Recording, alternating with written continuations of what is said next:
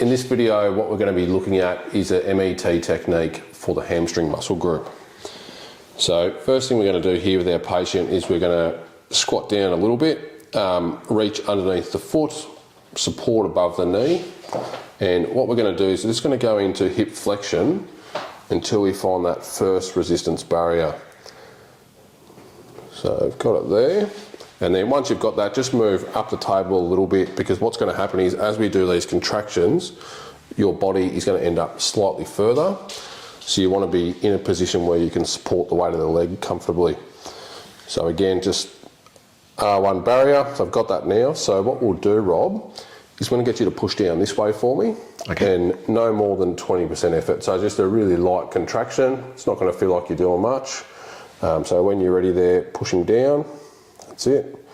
And you're just going to hold that for 5 seconds. Okay. All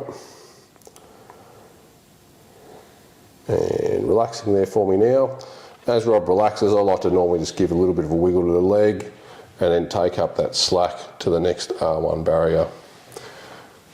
Once we're there, again, getting Rob to push down into my hand, and no more than 20% effort.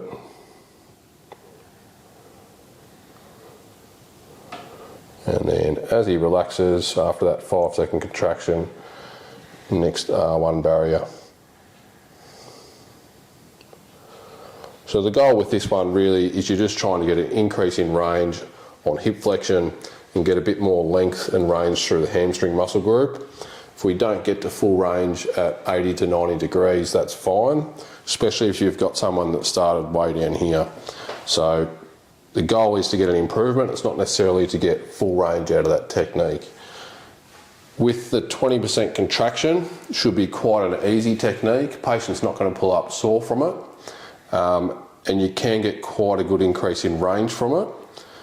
Some of the things that you need to look out for is on the contralateral leg, if you take up the range too quickly or you push through that R1 barrier, what will happen is the patient will unlock here if you go straight through the R1 barrier. So if you see that, it's a sign that you've pushed it too far, and you just need to back it off just a little bit.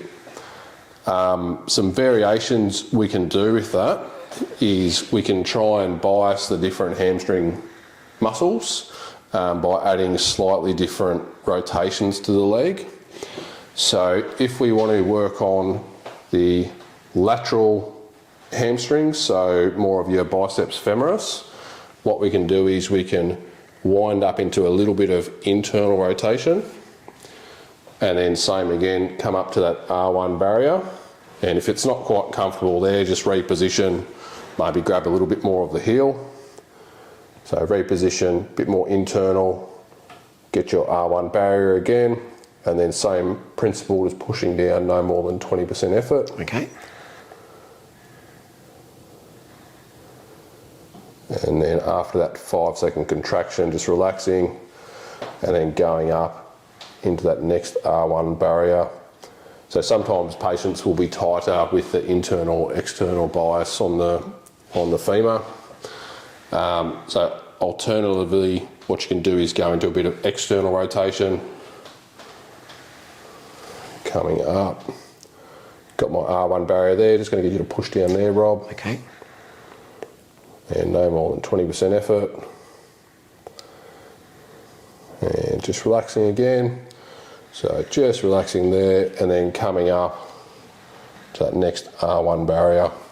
So not essential to do all three with neutral femur, internal rotation and external rotation in the one session. You could pick and choose a little bit depending on what your patient needs. But yeah, there's some different options for muscle energy techniques for the hamstring muscle group.